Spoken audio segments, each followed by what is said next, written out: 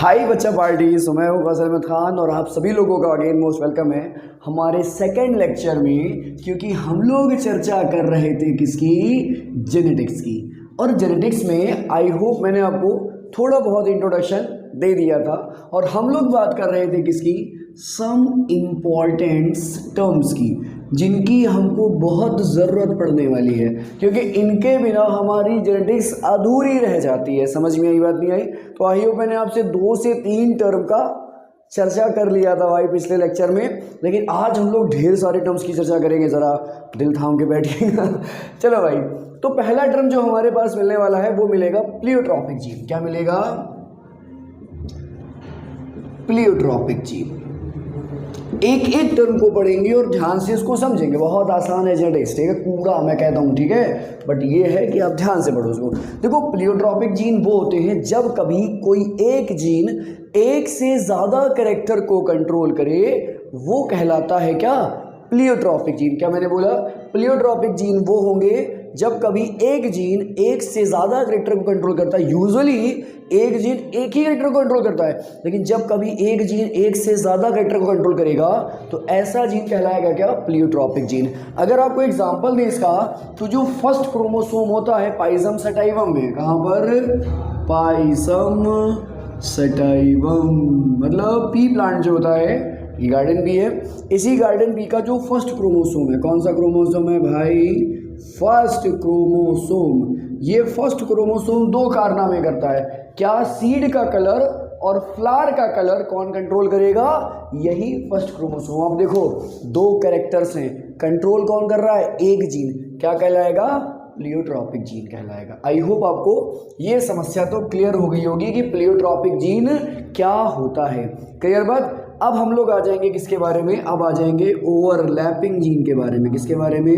Overlapping gene. Overlapping gene वो gene होते हैं जो यूजुअली होता क्या, 1 जीन 1 एंजाइम कॉन्सेप्ट होता है कि एक जीन एक ही प्रोटीन बनाता है। लेकिन कभी कभी ऐसा देखने को मिल जाए कि जब कभी एक जीन एक से ज़्यादा प्रोटीन बनाता है तो वो जीन क्या कहलाते, वो कहलाते ओवरलैपिंग जीन। क्लियर बात?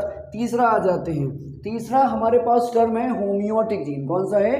होमियोटिक जीन। ठीक है, तो ये होमियोटिक जीन की बात कर ले तो ज़रा देखो ये होमियोटिक जीन क्या होते हैं। आपको बता दें, जो ड्रोसोफिला मेलानोगास्टर, आपको मालूम होगा इट इज़ फ्रूट फ्लाई।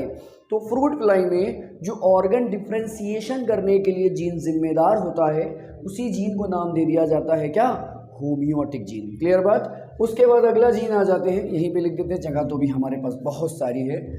अगला जीन हमारे पास कौन सा आ जाएगा, जंपिक जपाक जंपक जंपक, कौन सा जीन है भाई, जंपिंग जीन। ठीक है, बारबारा एम क्लिंटॉक एक साइंटिस्ट थी, उन्होंने सबसे पहले मेज प्लांट में क्या करा था, इस जंपिंग जीन को डिस्कवर करा था, जो कि 9th क्रोमोसोम पे मौजूद था, लेकिन अपनी उछल कूद के चक्कर में बहुत बदनाम रहता था। इसीलिए उस जीन का नाम रख दिया गया क्या, उछल कूद जीन। क्या रख दिया गया, उछल कूद जीन, मतलब जंपिंग जीन उसको नाम दे दिया गया। ठीक है, अगला टर्म हमारे पास है क्या भैया, फैक्टर। क्या है, not factor, this is factor. Mendel के अकॉर्डिंग अगर देखा जाए तो एक जनरेशन से अगली जनरेशन में कैरेक्टर्स को ले जाने के लिए कुछ जिम्मेदार था, जिसको उन्होंने नाम क्या दे दिया था, फैक्टर। लेकिन यही फैक्टर बाद में बदल के रख दिया गया नाम क्या, जीन। और ये जीन जो नाम रखा था सबसे पहले जोहानसन ने रखा था। किसने रखा था, जोहानसन ने। क्लियर बात? तो इन्होंने ही क्या दिया था नाम, इन्होंने ही नाम जीन सबसे पहले लोगों के सामने प्रपोज करा था। तो उम्मीद है यहाँ तक कि pleiotropic gene, overlapping gene, होमियोटिक gene, jumping gene और साथ साथ में ये जो टर्म हमने अभी फैक्टर इस्तेमाल करा है, आई होप ये बात आपको समझ में आई होगी। ठीक है, अब हम लोग बात कर लेंगे किसके बारे में, जीन पूल के बारे में। आपको बता दें, किसी पर्टिकुलर ज्योग्राफिकल एरिया में मौजूद जो पॉपुलेशन है, क्या, किसी पर्टिकुलर एरिया में जो मौजूदा पॉपुलेशन है, उसके गैमीट में, उनके गैमीट्स में जो टोटल नंबर ऑफ जीन मौजूद होंगे, उनको ही कहा जाएगा क्या, जीन पूल। फिर से रिपीट कर देते हैं, किसी पर्टिकुलर पॉपुलेशन, किसी ज्योग्राफिकल एरिया की पॉपुलेशन ले लो आप, उनके गैमीट्स में जो टोटल नंबर ऑफ जीन होगा, उस पूरी पॉपुलेशन के गैमीट्स में जो टोटल नंबर ऑफ जीन होता है वही कहलाता है क्या, वही कहलाता है जीन पूल। समझ में आई बात नहीं आई। एक टर्म हमारे पास है इमैस्कुलेशन। क्या टर्म है, इमैस्कुलेशन। अब देखो इमैस्कुलेशन टर्म जो होता है ये एक प्रोसेस है, ये क्या है, एक प्रोसेस है। इस प्रोसेस में क्या करा जाता है कि जब हमको क्या क्रॉस पॉलिनेशन कराना होता है, किसी डिजायर्ड पॉलन ग्रेन को किसी एंथर से स्टिग्मा तक ले जाना होता है, तो हम ये चाहते हैं कि उस स्टिग्मा पे कहीं उसी के एंथर से पॉलिनेशन ना हो जाए, मतलब कोई कंटेमिनेशन ना हो, इसीलिए हम लोग बाईसेक्सुअल फ्लावर, कौन सा फ्लावर लेना है आपको, बाईसेक्सुअल फ्लावर लेना है। इस बाईसेक्सुअल फ्लावर से क्या कर देंगे, एंथर का रिमूवल, क्या कर देंगे, एंथर का रिमूवल। बाईसेक्सुअल फ्लावर में से एंथर के रिमूवल को ही कहा जाता है क्या, इमैस्कुलेशन। यूनिसेक्सुअल पे मत कर देना, पता लगा यूनिसेक्सुअल फ्लावर था और वो भी उड़ा दिया आप रख के, अब क्या करेगा, घर घर ताली बजाएगा मजाक कर रहे हैं। तो यूनिसेक्सुअल फ्लावर से कभी भी आप एंथर को रिमूव नहीं करोगे। अब क्या करोगे, किसी बाईसेक्सुअल फ्लावर को लो और उससे क्या कर दो, वहां से आप इमैस्कुलेशन कर दो। क्लियर बात। अब देखो अगला टर्म हमारे पास है, अगला टर्म है हमारे पास एलिलोमॉर्फ। क्या है, एलिलोमॉर्फ। एलिलोमॉर्फ की अगर हम लोग बात करें तो बहुत सिंपल सा टर्म है, इसको हर टर्म आपको थोड़ा ध्यान से सुनना है कि two alternating form of gene. क्या बात कर रहे हैं, to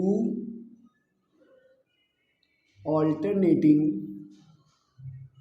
form of gene. Gene की क्या, दो ऑल्टरनेटिंग फॉर्म ऑफ जीन कहां पर मौजूद हो, present at same locus of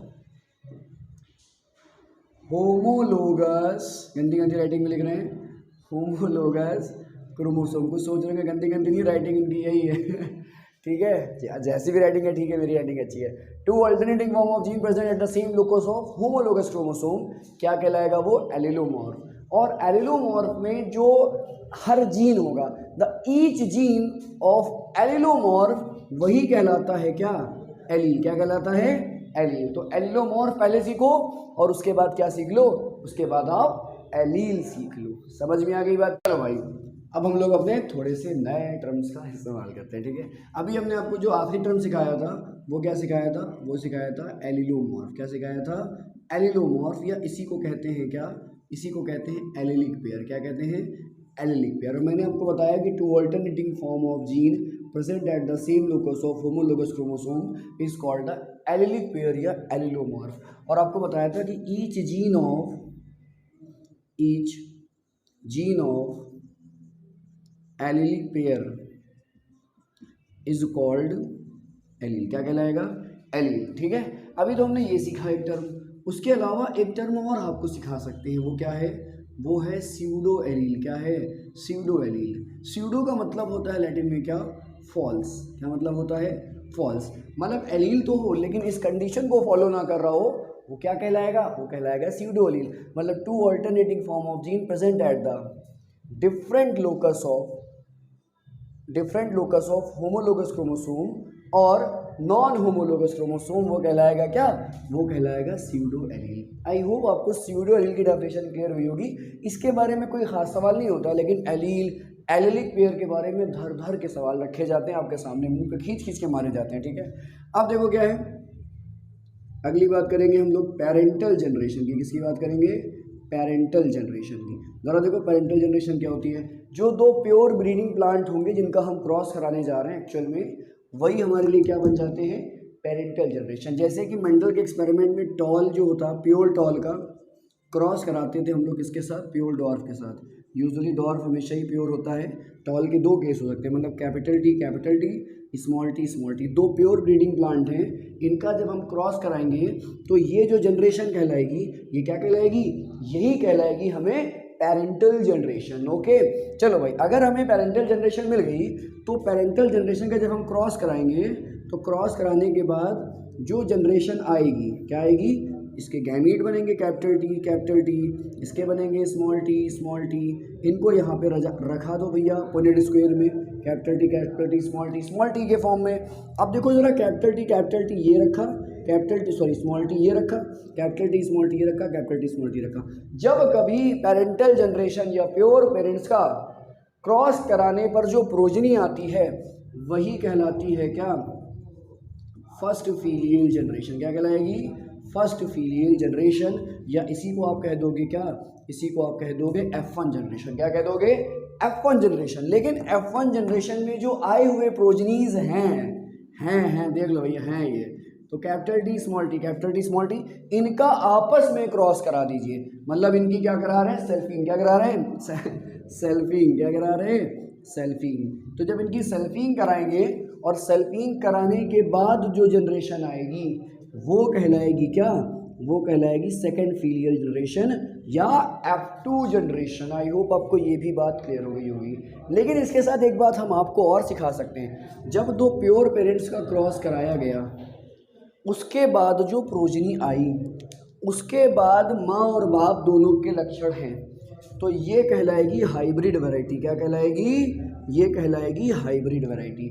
और अगर हाइब्रिड वैरायटी में माँ बाप से ज़्यादा अच्छे कैरेक्टर होंगे तो यही कहलाएगी क्या, हाइब्रिड विगर। क्या कहलाएगी, हाइब्रिड विगर कहलाएगी। आई होप आपको ये हाइब्रिड और हाइब्रिड विगर में डिफरेंस समझ में आया होगा कि हाइब्रिड क्या होता है और हाइब्रिड विगर क्या होता है। क्लियर बात, चले आगे।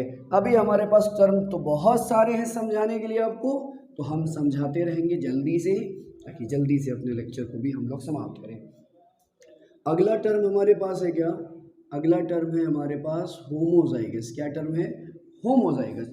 होमोजाइगस कोई इंडिविजुअल के पास दो जीन मौजूद हैं और दोनों जीन जो हैं वो सेम है और सेम लोकस पे मौजूद है, होमोलोगस क्रोमोसोम के, वो कहलाते हैं क्या, होमोजाइगस। क्या कहलाते हैं, होमोजाइगस। समझ में आई बात नहीं आई, तो आपको ये बात क्लियर हो गई जो भी मैंने बोला कि जब कभी सेम टाइप ऑफ जीन किसी इंडिविजुअल में मौजूद हो और वो सेम लोकस पे मौजूद हो, होमोलोगस क्रोमोसोम के, वही कहलाएंगे क्या, होमोजाइगस। जैसे कि capital T, small t, capital are and so on, ETC आप लगा लो वहाँ पर उठाकर। ठीक है, तो समझने के लिए तो बहुत सारे अभी हमारे पास टर्म मिलेंगे, पूरा चैप्टर ही पढ़ा है तो मिल के समझेंगे इसको हम लोग। क्लियर। अगला देखो, अगला टर्म हमारे पास है क्या, हेट्रोजाइगस। क्या है, हेट्रोजाइगस। हेट्रोजाइगस हमने बोला किसी इंडिविजुअल के पास दो तरह के जीन हो किसी एक कैरेक्टर के लिए, और वो कहाँ मौजूद हो, same locus of homologous chromosome पे मौजूद हो जाए, तो वो क्या कहलाएंगे, हेट्रोजाइगस। जैसे capital T, small t, capital R, small r and so on, ETC आप लगा लो यहाँ पर। तो एग्जाम्पल तो आपको कई सारे यहाँ पर मिल जाएंगे, और मैंने कहा परेशान होने की ज़रूरत नहीं है, क्योंकि जब मैं हूँ साथ तो डरने की क्या बात। क्लियर बात। कहीं हाँ सर क्या वकाल मारते हैं ना, एकदम सीधे, खुद की तारीफ खुद ही से। चलो भाई, कभी कभी करनी पड़ती, क्या करें, कोई नहीं करे तो खुद की तारीफ खुद ही करेंगे भाई। ठीक है, अब देखो एक टर्म हमारे पास क्या होगा, जीनोटाइप और फिनोटाइप। क्या होगा, जीनोटाइप भी होगा और हमारे पास फिनोटाइप भी होगा।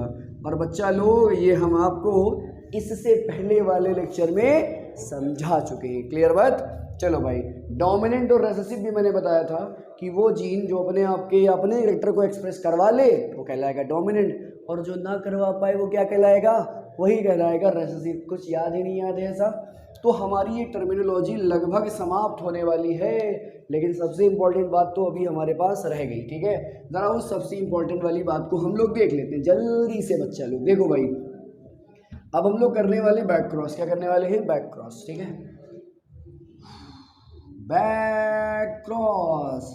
बैक क्रॉस याद करने की निंजा टेक्निक देखते हैं, निंजा टेक्निक बैक क्रॉस को कैसे याद करा जाता है। ठीक है, देखो आपने क्या करा, दो प्योर पेरेंट लिए थे, कैपिटल टी टॉल था और स्मॉल टी क्या था, डॉर्फ था। ठीक है, मतलब ये पेरेंट कैसा था, ये था डोमिनेंट पेरेंट। कैसा था, डोमिनेंट पेरेंट। जबकि ये पेरेंट कैसा था, ये था रेसेसिव, मतलब अपने कैरेक्टर को एक्सप्रेस नहीं कर पाएगा अगर कैपिटल टी के साथ में आ जाए, लेकिन कैपिटल टी अगर उसके साथ आ जाएगा तो कैपिटल टी अपने कैरेक्टर को एक्सप्रेस कर लेगा। ठीक है, और आपको मालूम है कि जब आप क्रॉस कराओगे तो क्रॉस कराने पर सारे नन्हे मुन्ने बालक इनके कैसे बनेंगे, सारे बालक कैपिटल टी स्मॉल टी वाले ही बनेंगे। तो ये capital T small t, capital T small t, capital T small t, capital T small T. समझ में आई बात है। तो हम एक इंडिविजुअल यहाँ पर बना लें। क्या बना लें, एक, क्योंकि सारे जब वैसे ही हैं सारे के सारे क्या मिलके, मतलब मिलके नहीं सारे के सारे एक जैसे थे। ठीक है, तो ये है F1 प्रोजेनी। क्या कहलाएगा, ये कहलाएगा F1 प्रोजेनी। ठीक है, पहली जनरेशन की संतान है ये F1 प्रोजेनी। अब देखो जब कभी F1 प्रोजेनी अपने डोमिनेंट पेरेंट से क्रॉस करेगी, क्या करेगी, अपने डोमिनेंट पेरेंट से क्रॉस करेगी। देखो ये बैक क्रॉस हो रहा है, नहीं हो रहा है, तो आपको ये समझ में आ रहा होगा कि हाँ ये बैक क्रॉस है, लेकिन एक्चुअल में इस बैक क्रॉस का एक नाम है कि जब कभी F1 प्रोजेनी अपने डोमिनेंट पेरेंट से क्रॉस करेगी, ये क्रॉस कहलाएगा आउट क्रॉस। क्या कहलाएगा बेटा जी, आउट क्रॉस। लेकिन जब यही F1 प्रोजेनी अपनी रेसेसिव पेरेंट से क्रॉस करेगी तो ये कहलाएगा क्या, टेस्ट क्रॉस। क्या कहलाएगा, टेस्ट क्रॉस। समझ में आ गई बात, नहीं आ गई? तो आउट क्रॉस और टेस्ट क्रॉस, इसका रेशियो हम लोग डिस्कस करेंगे कहाँ, अपने नेक्स्ट लेक्चर में। Till then tata bye bye.